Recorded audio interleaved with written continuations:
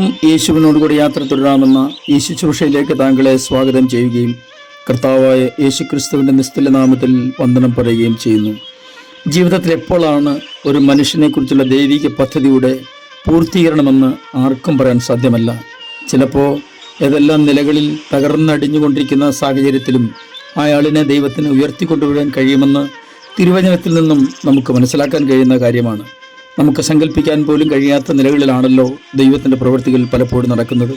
ഇങ്ങനെ ഒരു ചിന്ത നിങ്ങളുമായി പങ്കുവയ്ക്കാനായി പുറപ്പാട് പുസ്തകം 3-ാം അധ്യായം 10-ാം വാക്യം വായിക്കുന്നു. ആകയാൽ വരിക, നീ എൻ്റെ ജനമായ ഇസ്രായേൽ മക്കളെ മിസ്രൈമിൽ നിന്ന് പുറപ്പെടുവിക്കേണ്ടതിന് ഞാൻ നിന്നെ ഫറവോൻ്റെ അടുക്കൽ അയക്കും.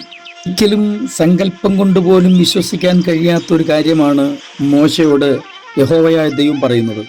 ചില കാര്യങ്ങളൊക്കെ നമുക്ക് സങ്കല്പിച്ചെങ്കിലും അതിൻ്റെ ഒരു യാഥാർത്ഥ്യത്തിലേക്ക് ഒന്ന് മനസ്സോടിക്കാൻ കഴിയും. എന്നാൽ ഇത് സങ്കല്പിക്കാൻ പോലും കഴിയില്ല.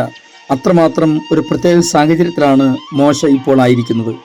ഞാൻ മുന്നമേ സൂചിപ്പിച്ചുവല്ലോ, എപ്പോഴാണ് ദൈവം തൻ്റെ പ്രവൃത്തി വെളിപ്പെടുത്തുന്നതെന്ന് ആർക്കും പ്രവചിച്ചുകൂടാ. ഇസ്രായേലിലെ അടിമത്തത്തിൻ്റെ കാലാവധി അവസാനിക്കുന്ന സമയങ്ങളിൽ ദൈവത്തിൻ്റെ ഹൃദയത്തിൽ ആകെ ഉണ്ടായിരുന്ന ഒരു വ്യക്തി മോശ മാത്രമായിരുന്നു. അല്ലെങ്കിൽ ആ പുരുഷന്മാരെ മുഴുവനും ഒന്നിച്ച് വിളിച്ചു കൂട്ടിയിട്ട് അവരിൽ ഏറ്റവും യോഗ്യനായ ഒരാളെ തിരഞ്ഞെടുക്കാമെന്ന് യഹോവ പ്രഖ്യാപിക്കുമായിരുന്നു. എന്നാൽ ദൈവത്തിൻ്റെ നിയമന രീതി അങ്ങനെയല്ല. നമ്മളൊക്കെ ഏതെങ്കിലും ഒരു ജോലിയിൽ ഒരാളെ എടുക്കണമെങ്കിൽ അല്ലെങ്കിൽ പ്രവേശിപ്പിക്കണമെങ്കിൽ, അല്ല നമുക്ക് ഒരു ജോലി ലഭിക്കണമെങ്കിൽ ആ ദാതാവ്, ആ ജോലി നൽകുന്നയാൾ, ആ പ്രസ്ഥാനം തീർച്ചയായിട്ടും ഏറ്റവും യോഗ്യതയുള്ള ആളിനെയാണ് തിരഞ്ഞെടുക്കുന്നത്. അല്ലാത്ത ആളിനെ കൊണ്ട് അവർക്ക് പ്രയോജനമൊന്നുമില്ലല്ലോ. അതിൻ്റെ കാര്യം എന്തെന്നറിയാമോ? നമ്മൾ ഏതെങ്കിലും ഒരു സ്ഥാപനത്തിൽ ജോലി ചെയ്യുമ്പോൾ അവരുടെ ആകെയുള്ള ലക്ഷ്യമെന്ന് പറയുന്നത് നമുക്ക് ശമ്പളം തന്ന്, നമുക്ക് വേണ്ട ആനുകൂല്യങ്ങളെല്ലാം തന്ന്, ഒടുവിൽ പെൻഷൻ പറ്റി വീട്ടിലിരുത്തി കുറേ പെൻഷനും തരിക എന്നുള്ളതല്ല. അത് സ്വാഭാവികമായ സംഭവമാണെങ്കിൽ പോലും നമ്മുടെ ഏതെല്ലാം നിലകളിൽ എഫേർട്ടുകൾ അവർക്ക് ഉപയുക്തമാക്കാൻ കഴിയും എന്നുള്ളതാണ് അവർ നോക്കുന്നത്. എന്നാൽ ദൈവത്തിന് അങ്ങനെയുള്ള യാതൊരു കാര്യങ്ങളുമില്ല. ആരിൽ നിന്നും പ്രത്യേകിച്ചൊന്നും ദൈവം ആഗ്രഹിക്കുന്നില്ല. അങ്ങനെ ദൈവിക പദ്ധതിയുടെ പൂർത്തീകരണം എന്ന നിലയിലാണ് മോശയെ ദൈവം കണ്ടെത്തുന്നത്. നമ്മൾ വായിച്ച വാക്യമുണ്ടല്ലോ, ആകയാൽ വരിക. അതായത് അതിനു മുമ്പിൽ എന്തൊക്കെയോ കാര്യങ്ങളുണ്ട്, അതൊന്ന് നോക്കാം. അപ്പോൾ നമ്മൾ വായിച്ച ഈ 3-ാം അധ്യായത്തിൻ്റെ 1-ാം വാക്യം മുതൽ നമ്മളൊന്ന് പരിശോധിച്ചാൽ, ആടിനെ മേയ്ക്കുന്ന ഒരാളായിട്ടാണ് മോശയെ നമുക്കവിടെ കാണാൻ കഴിയുന്നത്.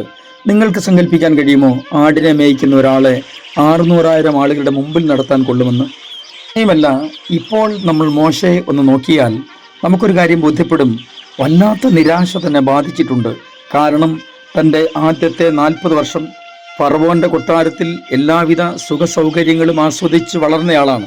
അങ്ങനെയുള്ള സാഹചര്യത്തിലും തൻ്റെ സഹോദരവർഗങ്ങളെക്കുറിച്ച് മോശ ചിന്തയുള്ളയാളായിരുന്നു.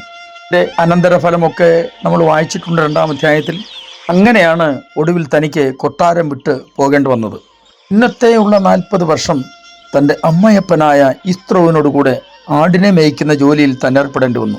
അല്ലെങ്കിൽ അമ്മായപ്പൻ്റെ ആടുകളെ താൻ മേയ്ക്കേണ്ടി വന്നു.